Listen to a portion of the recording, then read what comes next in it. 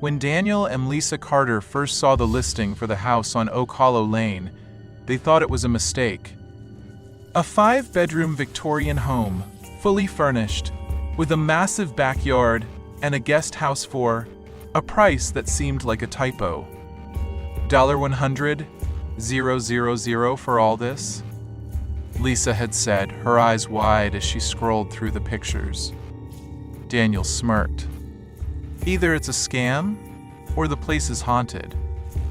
They both laughed, but when Lisa contacted the realtor, the sale was real. The sellers are eager to close quickly, the woman on the phone had explained. They've had to relocate suddenly. It should have been a red flag, but they were newlyweds, eager to settle down. Their apartment was tiny, and Daniel's writing career was taking off. A real Busan actual home felt like a dream come true. And so, within a week, the paperwork was ready. The only unusual part was the final page of the contract. It wasn't printed, it was handwritten. The undersigned agreed to take ownership of Oak Hollow Estate, with full knowledge of its history and presence. No claims, lawsuits, or disputes shall be filed against the previous owners.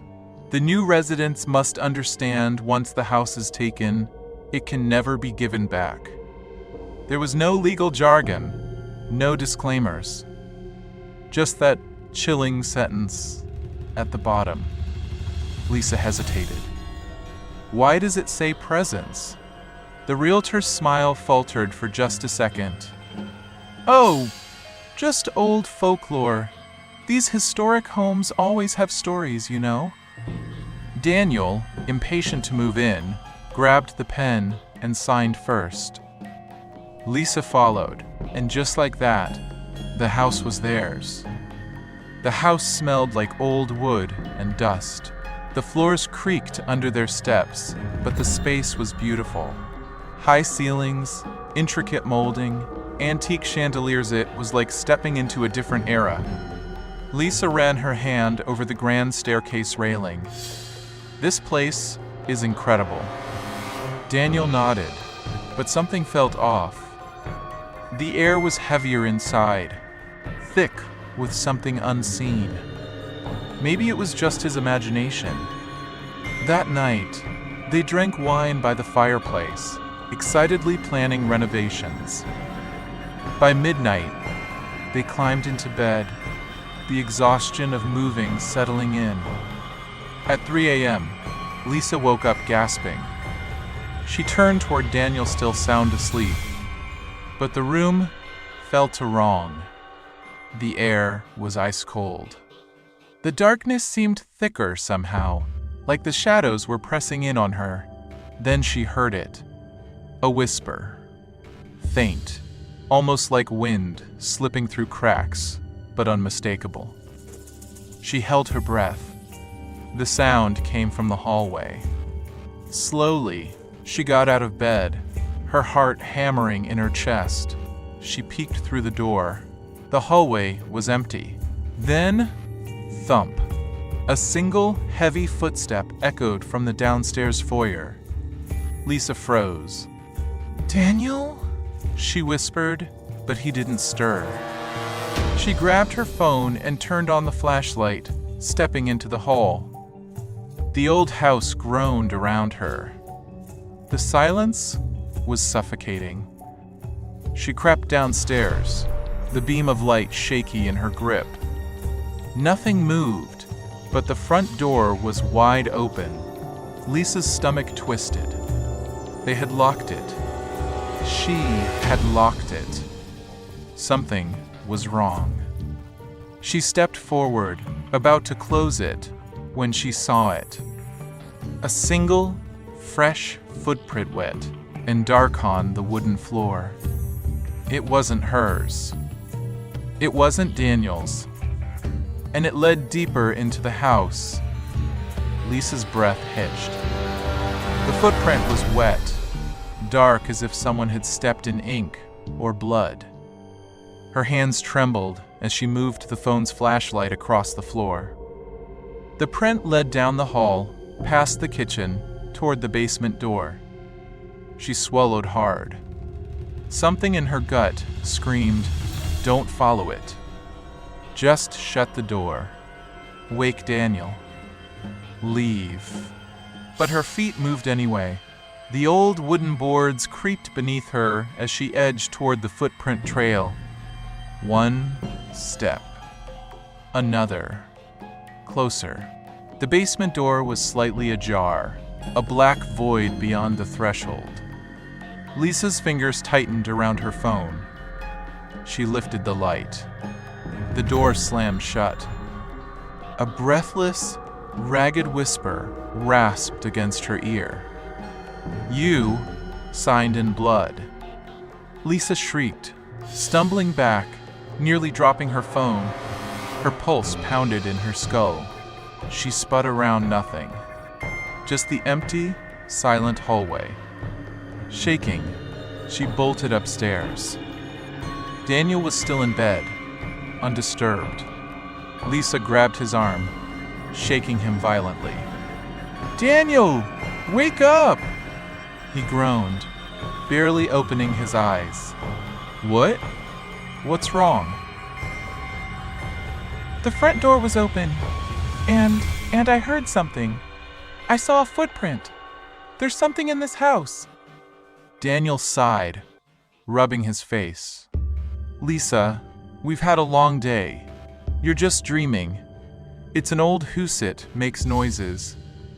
Lisa grabbed his wrist, pressing his palm to her chest. "Does my heartbeat feel like I was dreaming? I'm telling you, I wasn't alone downstairs."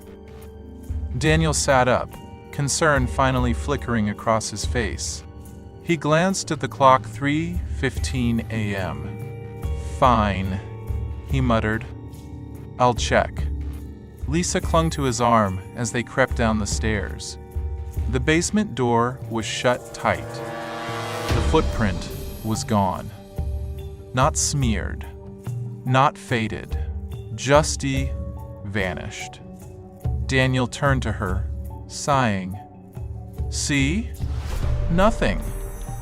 Lisa's mouth felt dry. "It was there. I swear it was there." He kissed her forehead. "Come back to bed. You probably just imagined it." Lisa wanted to argue, but exhaustion weighed down her limbs. Maybe she had imagined it. Maybe the stress of moving, the strange contract, the unfamiliar house, maybe it was all playing tricks on her. So, she let Daniel guide her back upstairs. She closed her eyes, but sleep didn't come easy. Somewhere in the darkness, the whisper came again. "You signed in blood." Morning light did little to shake the unease in Lisa's chest. She barely touched her coffee, her gaze flickering toward the basement door every few minutes. Daniel left for a meeting in the city, leaving her alone in the house. By noon, she made a decision. She dug through the moving boxes, pulling out the stack of paperwork from the purchase. There, it was the contract. She flipped to the last page, the one with the strange handwritten clause. Her signature was there, but beneath it, something had changed.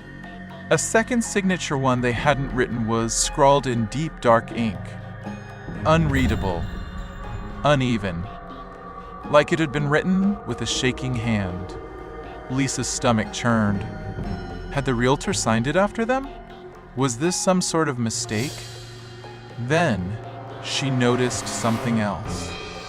The ink looked wet, like it had been signed last night.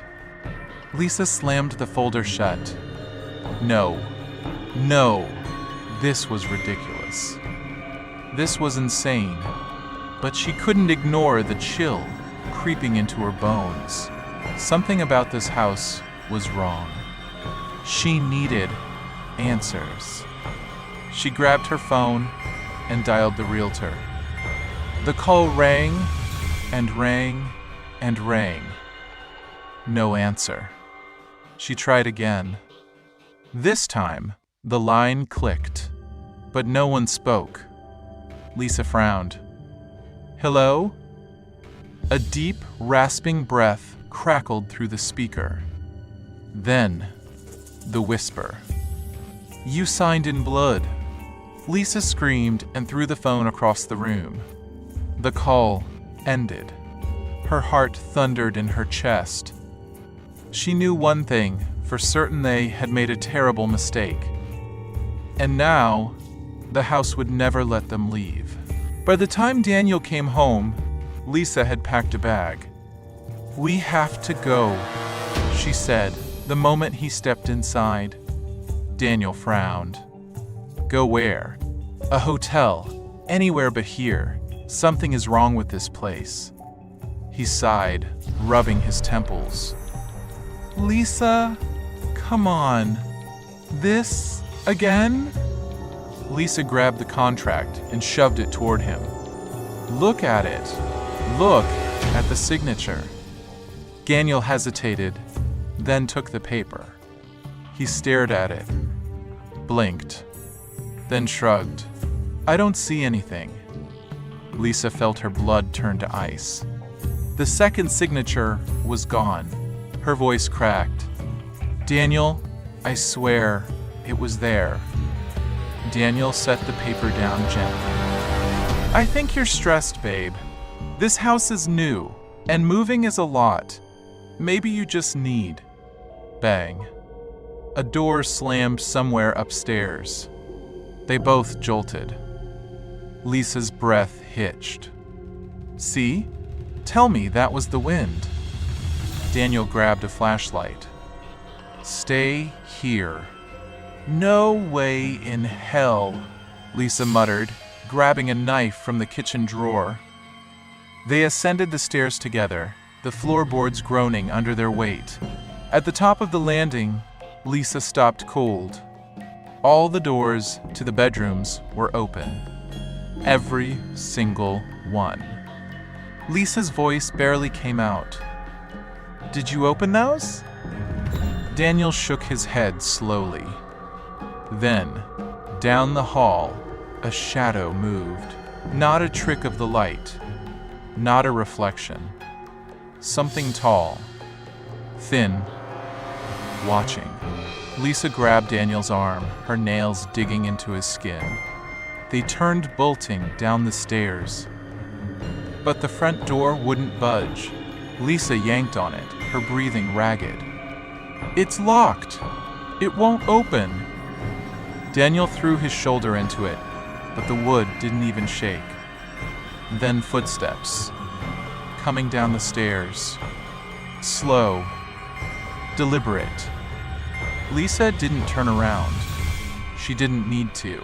She could feel it. The house was alive, and it had already claimed them. Mark Poe, Mark, and Evelyn Dawson had been searching for the perfect house for months. With every viewing, something was always off: too small, too expensive, too close to the highway. But then they found Blackwood House, a sprawling Victorian home at the edge of a quiet town, nestled between dense woods. The house was old, but beautiful, with tall arched doorways, intricate moldings, and high ceilings that made every room feel endless. Even better at was ridiculously cheap. I can't believe it, Evelyn whispered as they walked through the halls. It's perfect, Mark agreed. Sure, it needed work, but the structure was solid. A fresh start for their new life together. By the time they signed the paperwork, Evelyn was already planning renovations. They moved in a week later. The first few days were normal. Boxes everywhere, late-night takeout, the hum of excitement that came with settling into a new place. Then, on the fourth morning, Evelyn noticed something wrong. She walked into the guest bedroom to unpack, but froze in the doorway. The window was missing. She blinked, heart pounding. There was a window here yesterday. Right here.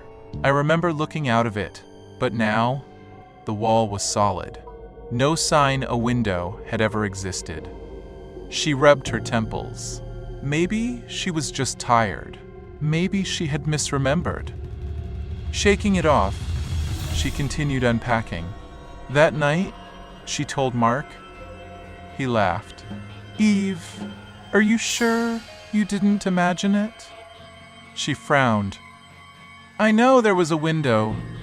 Maybe the house is messing with you, he teased, nudging her playfully. Evelyn forced a smile, but unease settled deep in her bones. She decided to let it go.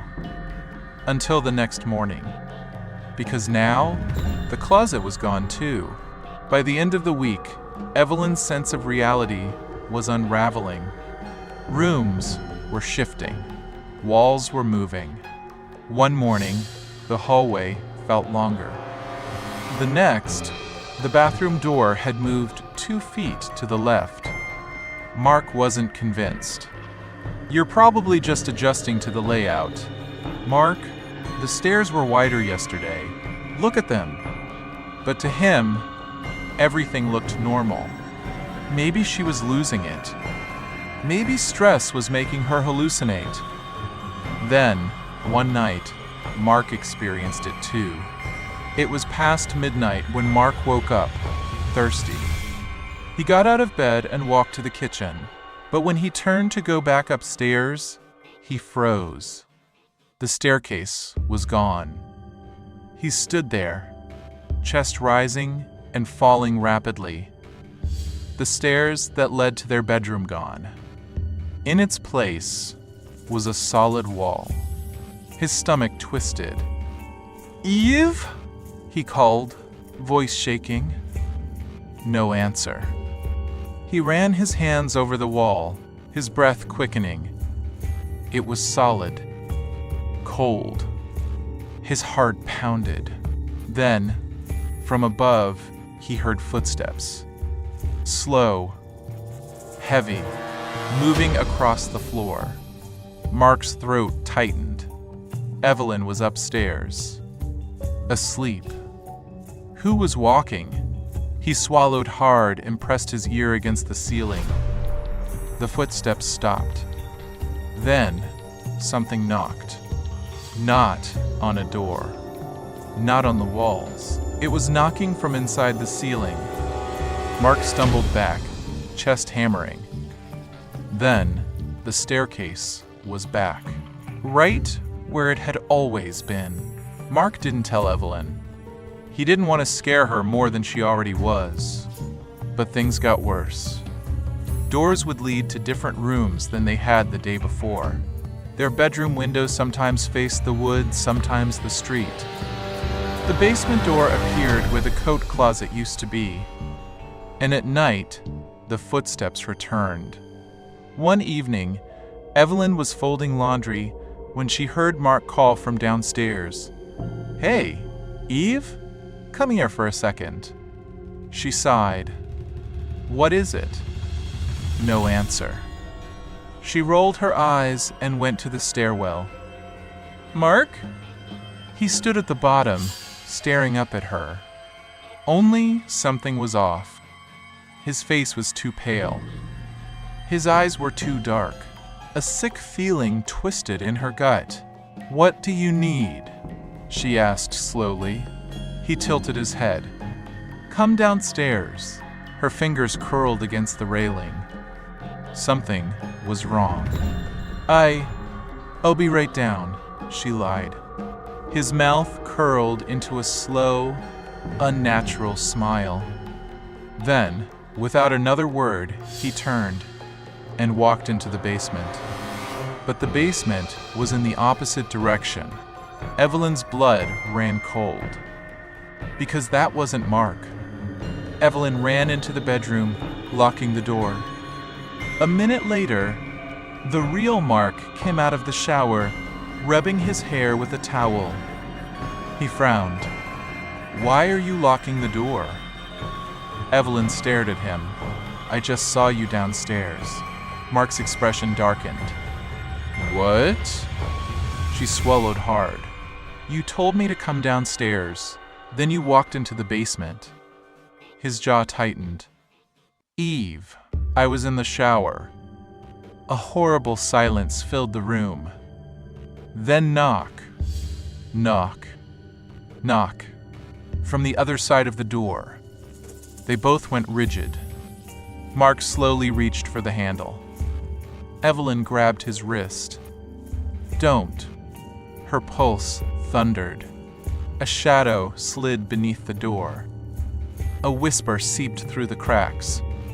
The rooms are changing, and so are you. Mark backed away, his face pale. Then, the shadow moved away, and suddenly, the door was gone. Not locked, not blocked, just vanished. Only a solid wall remained. They were trapped. The house was changing faster now. The walls twisted, the rooms stretched. Some doors led to nothing. Some led to places that shouldn't exist. At night, they heard it whispering. This is not your home. You belong to the house now. Their phones didn't work. The windows showed nothing but darkness. And no matter how much they screamed, no one ever heard them. The house had swallowed them whole. And soon, they would change too. Just like the rooms. Just like the others before them. Undid his fists against the solid wall where their bedroom door had been just seconds ago. Let us out! He bellowed. His voice was raw, desperation tightening his chest. Evelyn crouched in the corner, arms wrapped around her knees. This isn't real, she whispered. This isn't real. Mark turned, breathing heavily. It's real, Eve. The house is. He swallowed hard. It's changing. It's messing with us. Evelyn's gaze snapped up. The thing I saw. The one that looked like you. Mark clenched his jaw. I don't know what it was, but it wasn't me. Evelyn shut her eyes, trying to think. Trying to breathe. Then, the wall shifted. Not with a creak, not with the settling of an old house it slid. The wallpaper melted away. The edges of the room stretched. And suddenly, their bedroom was different. The bed was gone. The window was wider. The dresser was missing. And where the wall had been just moments before, there was now a door. Evelyn's breath hitched. Mark her. He turned, eyes wide. I don't trust it, she whispered. Neither did he. But what choice did they have? Mark pressed his ear to the door. Silence. Then, a faint ticking sound, like a clock. He reached for the knob and twisted. The door creaked open, revealing a hallway. Long. Narrow. Endless. Not their house. Not even close. Mark turned back to Evelyn, voice shaking. We have to go. She hesitated, eyes darting to the shifting walls behind them. What if it's worse? Mark didn't answer. Because it would be worse. But staying here meant disappearing. They stepped into the hallway. The hallway felt alive. The walls breathed. The light overhead flickered in and out, shadows twisting. Then a whisper. Soft, distant, echoing from somewhere ahead. Help me. Mark and Evelyn froze. The voice was faint, weak. Evelyn's hands clenched into fists. Someone's here. Mark shook his head. Or something wants us to think that. But Evelyn was already moving forward. Mark cursed under his breath and followed. The hallway stretched longer and longer, the further they walked. But soon, they saw it. A figure, standing at the end of the corridor. Small. Still. A boy. His head was lowered, his hands at his sides. His clothes were old, covered in dust. Evelyn whispered, "Are you okay?" The boy didn't move. Mark stepped forward. "Hey, kid." The boy snapped his head up. Mark stopped cold. The child's eyes were black. And then he screamed. The sound wasn't human. It rattled the walls, shaking the ceiling. Mark grabbed Evelyn's hand and ran. The hallway stretched further. Behind them, the boy's scream turned into laughter. The sound chased them. Mark yanked open the first door he saw and shoved Evelyn inside. They fell into darkness.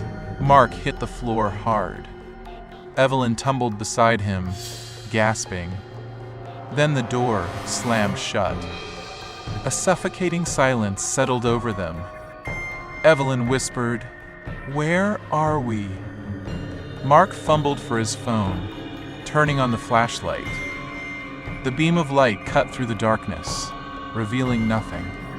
No walls, no ceiling, just endless space.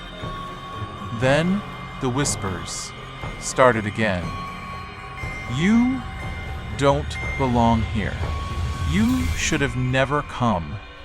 The house will take you like it took us."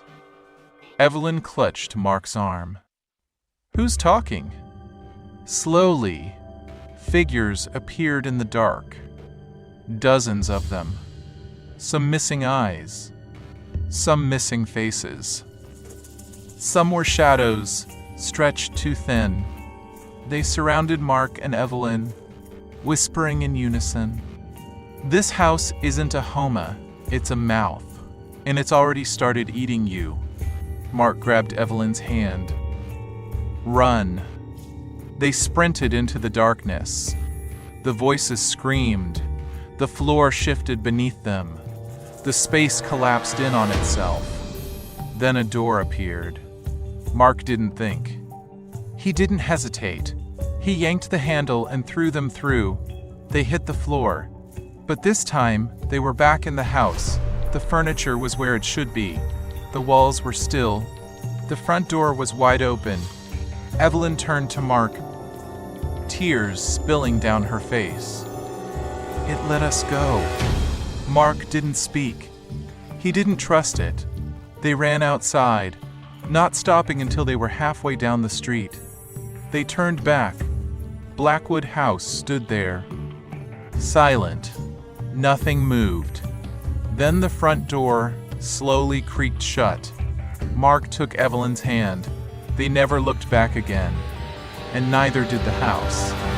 For now,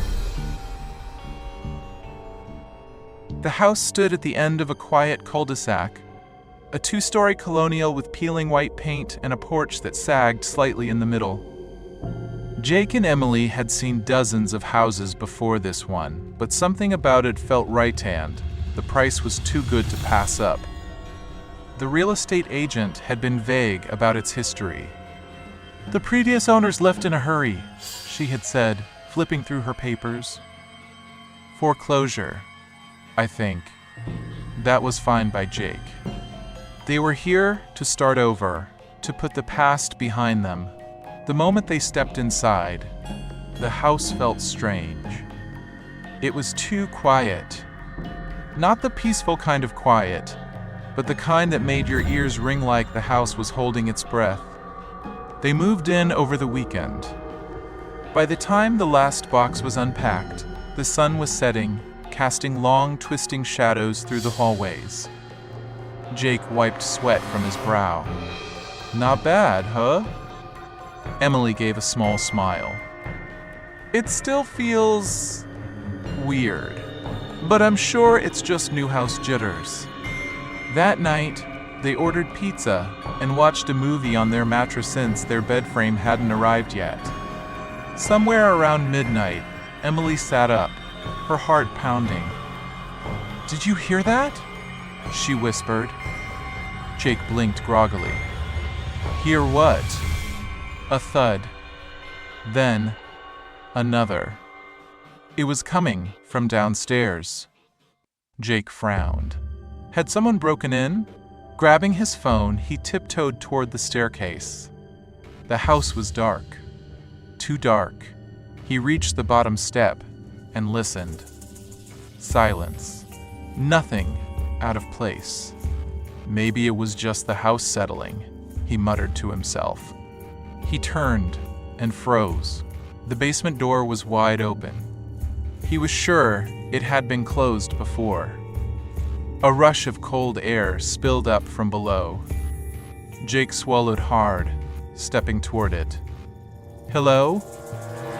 No answer. His phone's flashlight barely pierced the inky blackness beyond the doorway. He peered inside, and the door slammed shut in his face. Jake stumbled back, heart hammering. Then, from the other side of the door, he heard it. Breathing.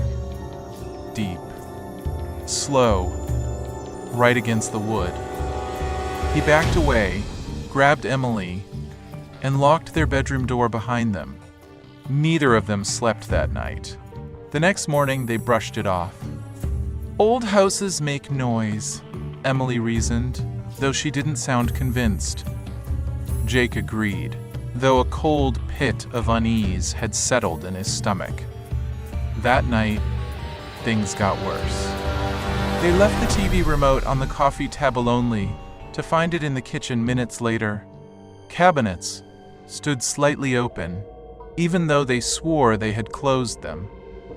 The dining chairs moved ever so slightly when they weren't looking. Then, around 2 a.m., Emily woke up gasping. Jake jolted up. "What? What is it?" She pointed at the closet.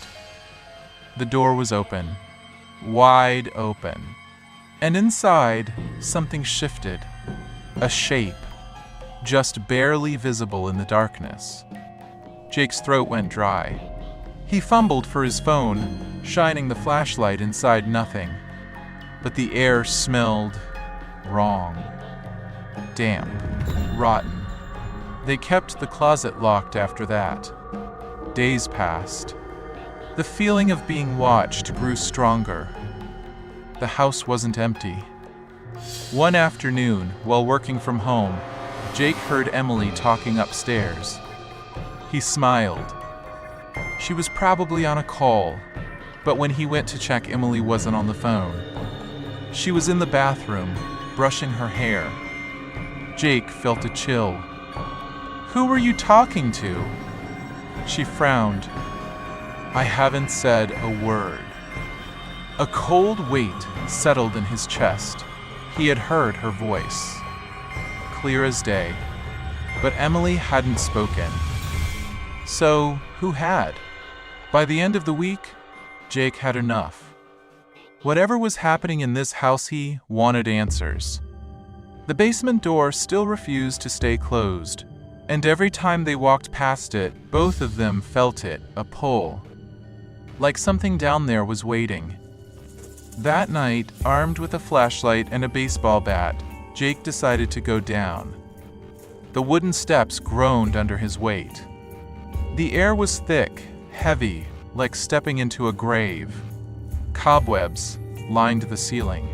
The basement smelled of mold, earth, and something else. Something foul. He shined the light around. Boxes. Dust. An old wooden chair in the corner. And then, something moved. Jake's breath caught. A shadow shifted behind the furnace. His flashlight flickered. The air turned ice cold. A whisper echoed from the darkness. "You're not supposed to be here." The light went out. Something brushed against him. Jake ran. That night, Emily did some digging, and what she found made her blood run cold. Their house had a history. The previous owner, a man named Peter Calloway, had vanished in the basement 10 years ago. The police never found his body. The case was left unsolved. Emily's hands shook as she read the final line of the article. The last thing Calloway's wife heard before he disappeared was a door slamming shut. At that moment, a bang echoed through the house.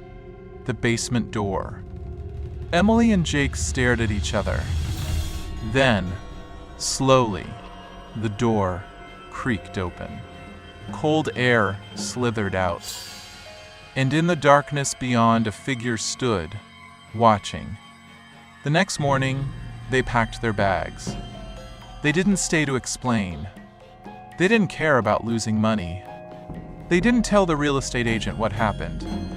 Because some houses don't want to be lived in. Some houses aren't empty. And this one, it wanted to keep them. Forever. 2 months later, Jake and Emily had moved across the country. A new apartment, a new life, and no more nightmares. They never spoke about the house. Never looked back. One night, as Emily unpacked groceries, she stopped cold. The basement door was open, but their apartment didn't have a basement. A chill ran down her spine.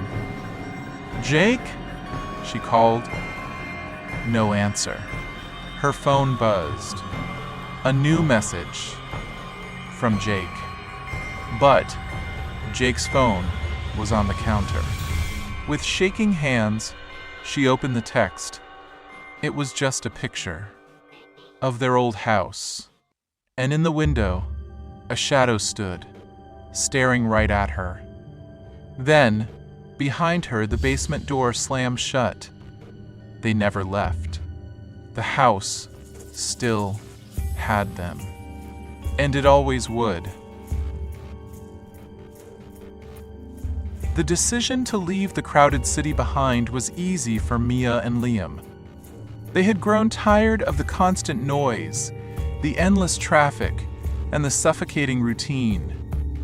The promise of a quiet life in a rural town was a dream come true, and when they stumbled upon the old, secluded house on the outskirts of town, they jumped at the chance. The house was perfecter, so it seemed at first.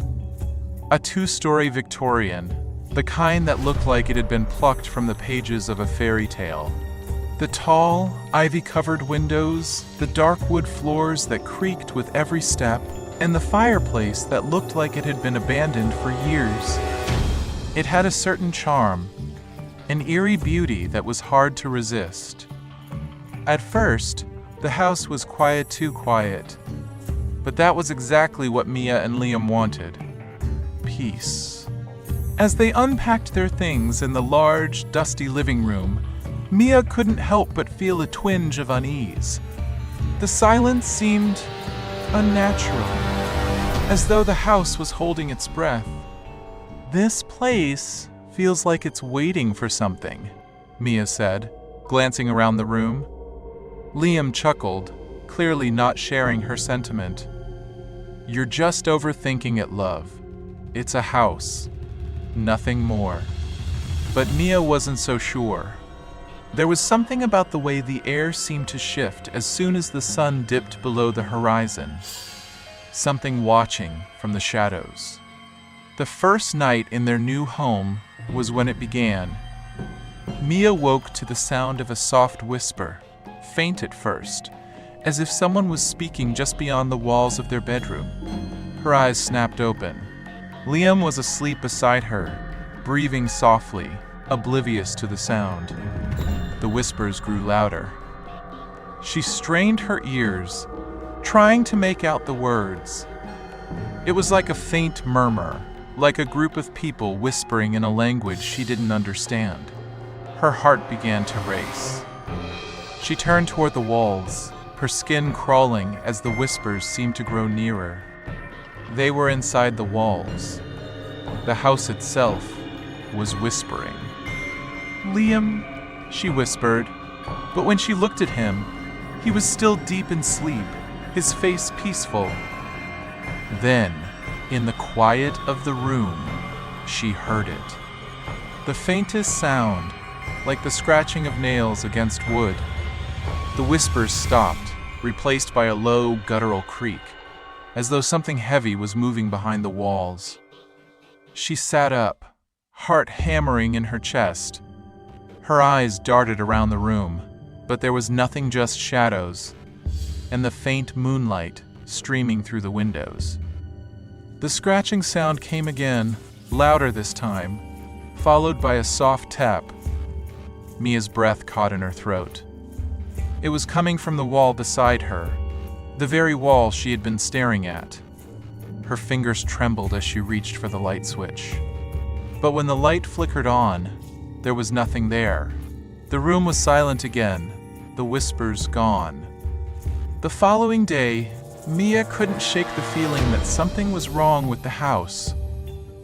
Every time she stepped into the living room, she felt a cold draft sweep past her, even though the windows were closed.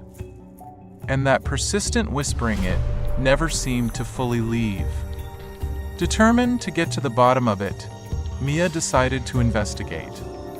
She started with the walls, running her fingers along the cracks, pressing her ear to the surface, but all she heard was the faint hum of the house settling. Liam, as usual, dismissed her concerns. "You're imagining things," he said, walking past her as he unpacked boxes. But the whispers grew louder over the next few nights.